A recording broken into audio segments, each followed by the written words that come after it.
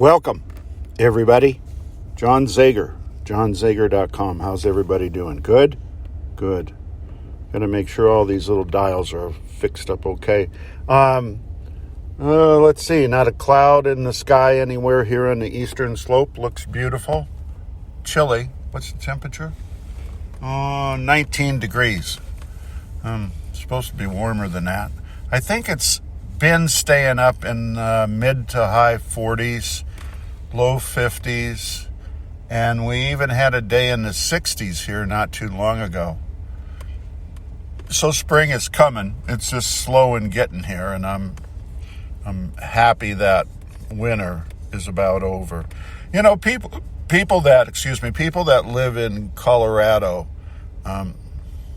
we love four seasons, right? We grew up in it, born and raised.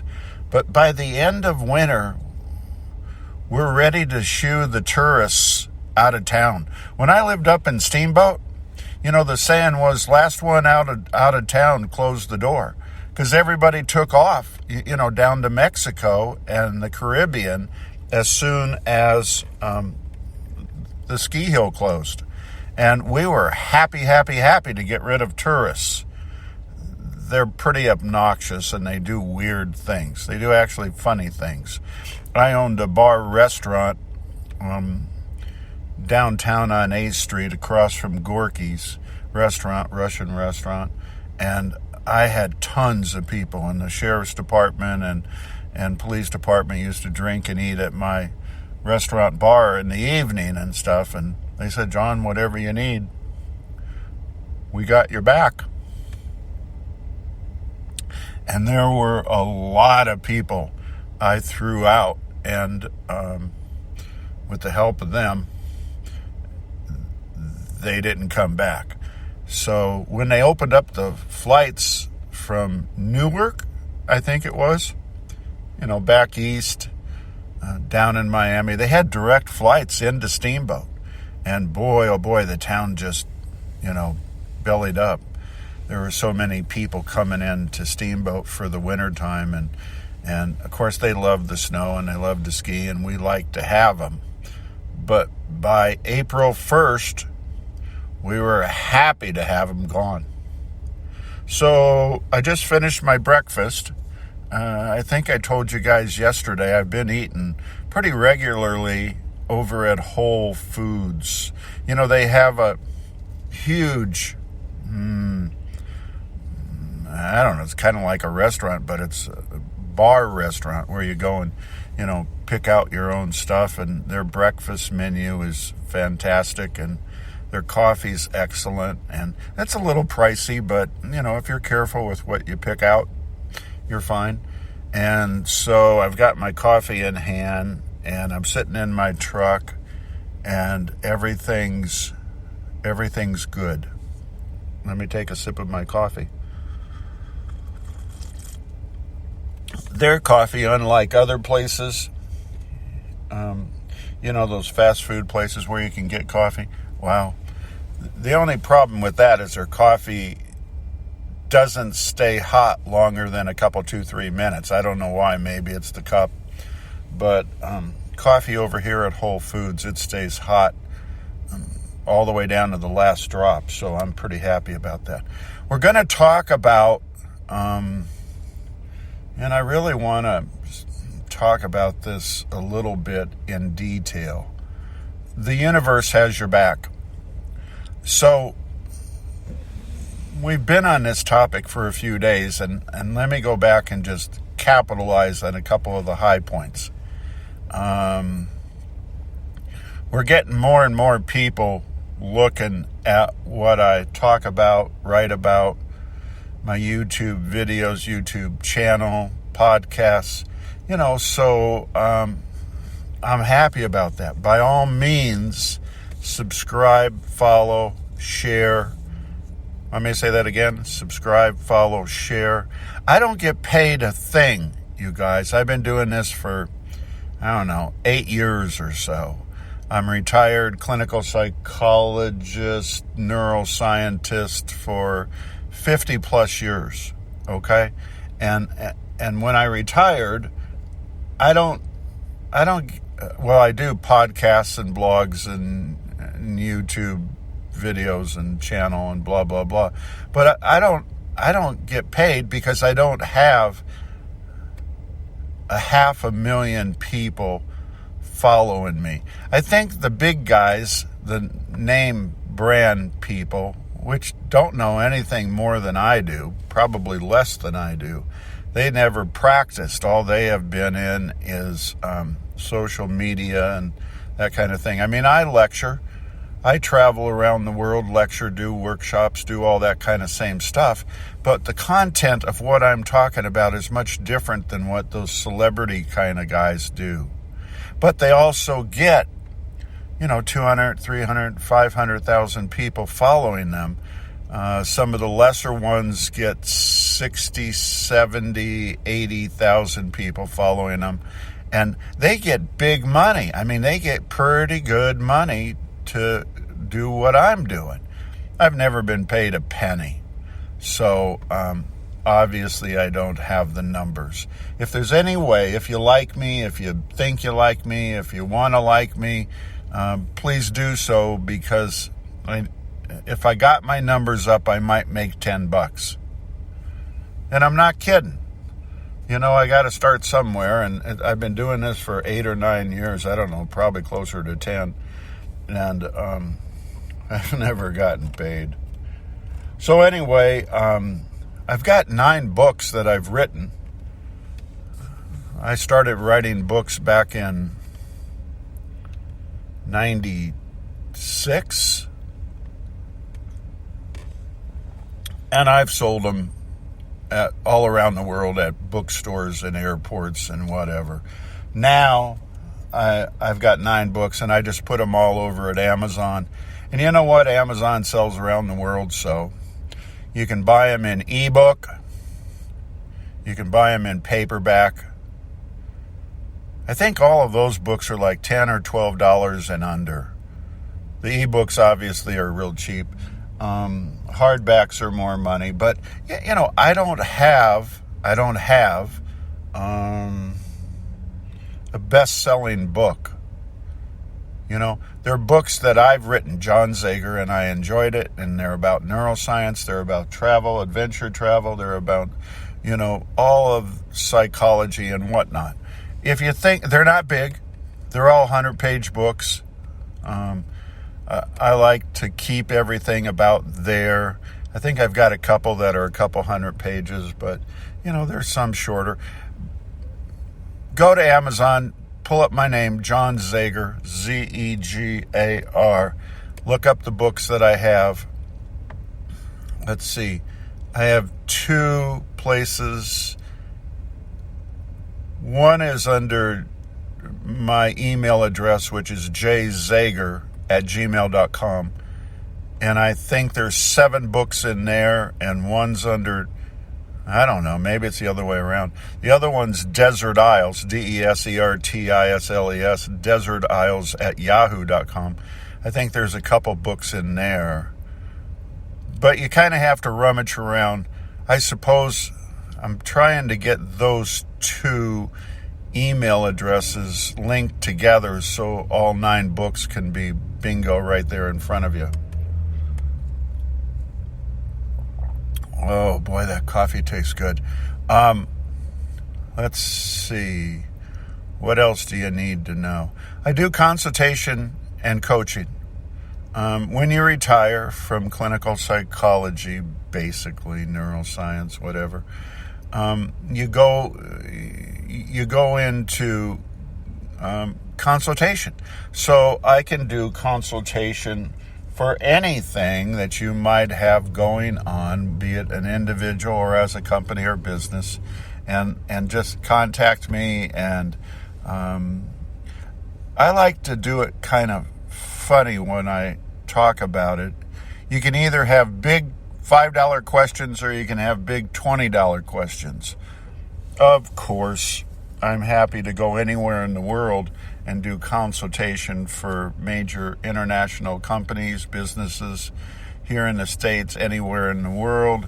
I can do that also for individuals. If individuals are looking for some specific, life coaching kinds of things, get a hold of me. Listen,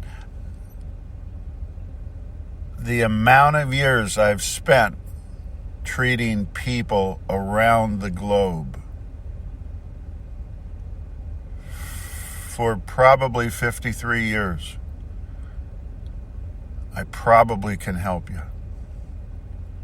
So anyway, do that. That helps. I don't know. I guess I don't get a ton of people, but I get a person here and there, and that's helpful for me as well.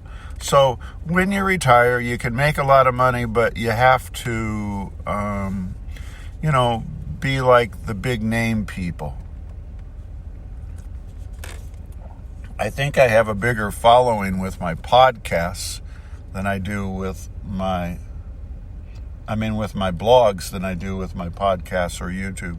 But anyway, go check all that stuff out and see if there's anything that interests you. And if so, I'd be happy to accommodate you in whatever fashion or form you want. And that might bring in a couple extra dollars for me as you get older.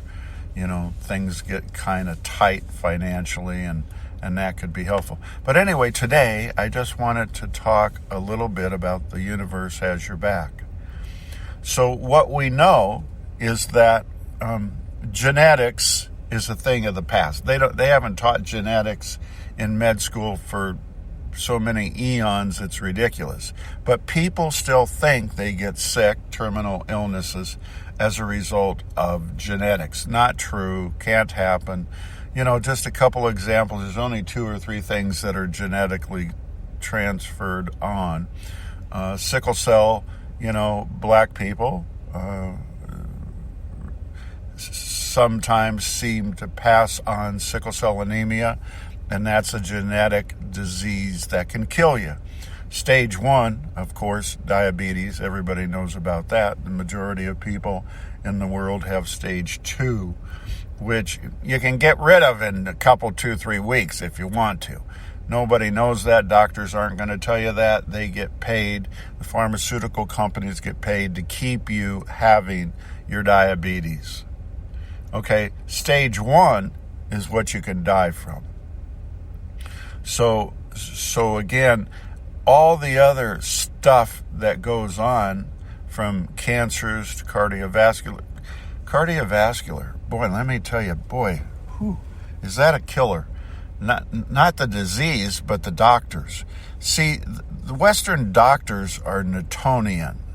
Western doctors, they were taught that way. They were brought up that way. They believe everything's genetic because that's the school they went to. And, they have and always been paid by pharmaceutical companies, not by you. That's how they get paid. So the longer you stay sick, the more money they make, the more vacations they take. Neuroscience says, well, you know what, if we just teach the people the science behind what's getting them sick, then all of a sudden they get well, they don't die, and everybody's happy, happy, happy. Long story short, thoughts get you sick. If you think enough negative thoughts, you've heard me talk about this so much, I'm not going to spend much time on it right now because I get tired of hearing myself talk about it. But, if you have negative thoughts, you're creating a collective consciousness that causes people that are just plain old regular good people get sick, acquire terminal illness, upregulate disease, and die. 8 billion people, right? They have 65 to 70,000 thoughts per individual per day. 85% of those thoughts are all negative. Why do you think the little kids, 2, 3, 4, 5, 6, 7, 8, 9-year-old kids, are in the hospital dying of cancer? And they die. Collective consciousness has nothing to do with genetics. So, everybody's going shopping this morning, I've noticed. They're all walking in front of my truck. and they're bringing their shopping bags. You know, Colorado now has the deal where you have to buy bags. Remember the day when you got plastic bags at a grocery store? Or paper bags. Now you don't anymore. You have to buy that. They charge you from 10 cents to $1. So now people bring in their own bags. It's ridiculous. It all started, where do you think? You're right, California. Stupid ass liberal state like that. So anyway, the universe, if you're into neuroscience, and you go look up Dr. Joe Dispenza, right? And listen to all of the testimonials of people that are basically clients of his. And they had terminal disease, terminal illness, and were dying. And out of the sky blue, they followed his program. It's not a medical program. It's a mental program to where you can change your thinking so you don't have so much negative going on that will upregulate diseased genes. Pretty simple. Pretty simple. But it works, and people don't die. If you could bottle going into a hospice and teaching a person, dying, they have, a couple weeks or whatever, teach them how to downregulate the diseased genes they have, they would not die, and they would get kicked out of hospice and go on happily ever after. That's a fact of science, not John Zegar. That's a fact of science, not John Zegar. So anyway, I've given you a little bit, tidbits of stuff that should interest you. If your life is not going as planned, obviously there's the other part of it where you're being programmed when you're a little kid, you're in a theta, right, state of mind, and that's hypnosis. And when you're in your mom's third trimester up to the age of 7, you're just being hypnotized, and that's how your life is going to play out. That's your subconscious brain, right? And your conscious side of your brain, your subconscious side, you use the rest of your life, 95% of every day, you're in a program. Your conscious side of your brain is used 3% of the day. I'm talking to you guys right now. I'm telling you what happens with each and every one of you. This is science. This is factual. And that's your wishes and desires. Well, if your subconscious program you were given that you use 95% of the time is in conflict with your conscious side of your brain, right? Well, guess what? When you go to manifest something or try to get something or acquire something or have a better life, nothing will happen because it's in conflict. If you're into meditation, if you understand meditation, if you want to learn meditation, please get a hold of me. I'm happy to just give you the 2 cents worth on how you do it and how it works. But coffee's still hot. So the universe is where you send your intentions to. The universe, if you don't know, which you should know, the universe is everything. Anything you can put in your brain of something, whereabouts, wherewithal, that's called universe. The universe is not just what's up in the sky. The universe is everything. So you're sending your intentions when you're doing a meditation to the universe, which is where everything is. If you're in a relationship, with the universe. It has your back. It's going to give you back every single thing you think about, good or bad, whether you're good or bad, whether you're a criminal or an angel or a saint. Follow me? The universe doesn't judge.